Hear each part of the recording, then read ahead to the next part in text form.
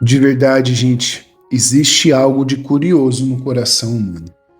Muitas vezes a gente consegue perceber imediatamente o defeito dos outros, não é verdade? As falhas das outras pessoas, os pecados até mesmo dos outros. Mas quando se trata de olhar para nós mesmos, a visão parece ficar turva, embaçada.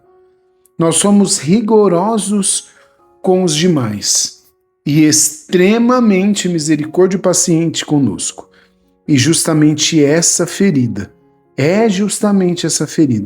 que nosso Senhor toca no coração no Evangelho de hoje.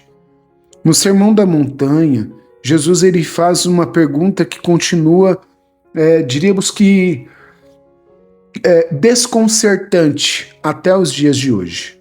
Qual é essa pergunta? Por que observamos o cisco no olho do teu irmão e não percebes a trave que está no teu próprio olho? Você lembra dessa passagem?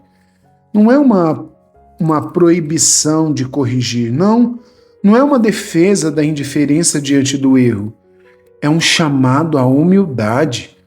Porque ninguém consegue ajudar verdadeiramente o próximo sem antes permitir que Deus transforme o próprio coração. Ouça a palavra de Deus aqui, as leituras na íntegra, e depois a gente volta para a reflexão. Leitura do segundo livro de Reis. Naqueles dias, Salmanasar, rei da Síria, invadiu todo o país e, chegando a Samaria, sitiou-a durante 3 anos. No 9º ano de Oséias, o rei da Síria tomou a Samaria e deportou os habitantes de Israel para a Síria, estabelecendo-os em Rala e nas margens do Habor, rio de Gozã, e nas cidades da Média. Isto aconteceu porque os filhos de Israel pecaram contra o Senhor, seu Deus, e que os tinha tirado do Egito, libertando-os da opressão do faraó, rei do Egito, porque tinham adorado outros deuses. Eles seguiram os costumes dos povos que o Senhor havia expulsado diante dele, e as leis introduzidas pelos reis da terra, pelos reis de Israel. O Senhor tinha advertido seriamente Israel e Judá, por meio de todos os profetas e videntes, dizendo: voltai dos vossos maus caminhos e observai meus mandamentos e preceitos, conforme todas as leis que prescrevi a vossos pais e que vos comuniquei por intermédio dos meus servos, os profetas. Eles, porém, não prestaram ouvidos, mostrando-se tão obstinado como seus pais, que não tinham acreditado no Senhor seu Deus. Desprezaram as suas leis e a aliança que tinha feito com seus pais, e os testemunhos com que os haviam garantido. O Senhor indignou-se profundamente contra os filhos de Israel e rejeitou-os para longe da sua face, restando apenas a tribo de Judá. Palavra do Senhor. Graças a Deus. O nosso salmo hoje é o 59, cujo refrão é: vossa mão nos ajude, ouvi-nos, Senhor. Vossa mão nos ajude, ouvi-nos, Senhor. O Senhor esteja conosco. Ele está no meio de nós. Proclamação do Evangelho de Jesus Cristo, segundo Mateus. Glória a vós, Senhor. Naquele tempo, disse Jesus aos seus discípulos: não julgueis e não sereis julgados, pois vós sereis julgados com o mesmo julgamento com que julgardes, e sereis medidos com a mesma medida com que medires. Porque observas o cisco no olho do teu irmão e não presta atenção à trave que está no teu próprio olho? Ou como podes dizer ao teu irmão: deixa-me tirar o cisco de teu olho, quando tu mesmo tens uma trave no seu?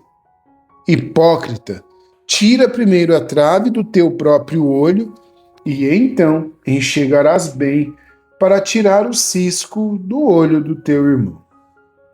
Palavra da salvação. Glória a vós, Senhor.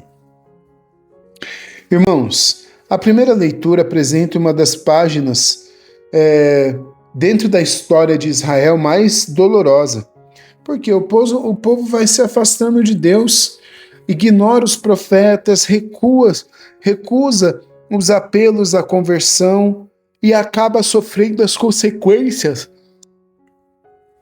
dessa infidelidade. O texto que nós proclamamos hoje não mostra um Deus que abandonou seu povo, mostra um povo que repetidamente abandona Deus. E isso nos ajuda a compreender depois, mais para frente, o Evangelho. Porque a conversão sempre começa dentro de nós. É muito fácil identificar os problemas da sociedade, os erros da igreja, as falhas da família, as incoerências dos outros, aquilo que a sua esposa, seu marido, seus filhos ou seus pais fazem de errado. Mas nosso Senhor, meu irmão, minha irmã, nos convida primeiro a olhar para dentro de nós. A verdadeira reforma do mundo começa pela reforma do coração. Hoje, a igreja recorda dois grandes mártires, São João Fisher e São Thomas More. Ambos viveram em um tempo de enorme pressão política e religiosa. Poderiam ter escolhido o caminho mais fácil, poderiam ter se adaptado, poderiam ter justificativas para agir de outra forma, mas preferiram permanecer fiéis à verdade. São Thomas More ficou conhecido por uma frase que foi atribuída ao contexto do seu martírio: morro como bom servo do rei, mas primeiro de Deus. Antes de querer corrigir o mundo, eles permitiram que Deus governasse a sua própria consciência. Foi isso que deu força do testemunho para cada um. E essa mesma força que dá força para cada um de nós. Santo Agostinho ensinava que o conhecimento de si mesmo é um dos primeiros passos da vida espiritual, meus irmãos. E já São Gregório Magno, ele sempre alertou que a soberba costuma nos tornar especialista. A soberba, que é um vício da alma, nos faz especialista nos defeitos alheios e cegos para os próprios. Por isso Jesus usa uma imagem tão forte, a trave, porque muitas vezes o maior obstáculo para a santidade não está fora de nós, está dentro de nós. Talvez hoje Deus não esteja pedindo que você resolva todos os seus problemas ao redor, meu irmão, ao seu redor.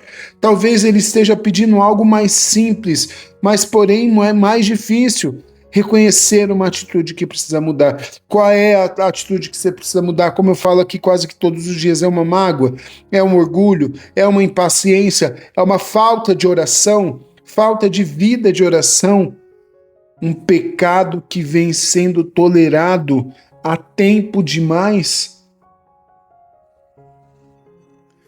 A santidade começa, irmãos, quando nós paramos de apontar apenas para fora e permitimos que a luz de Deus ilumine o nosso interior. Jesus não nos convida à culpa, Ele nos convida à verdade, porque somente quem reconhece a própria necessidade de conversão consegue experimentar profundamente a misericórdia de Deus. Quem experimenta essa misericórdia aprende a olhar os outros com mais humildade e com muito mais amor.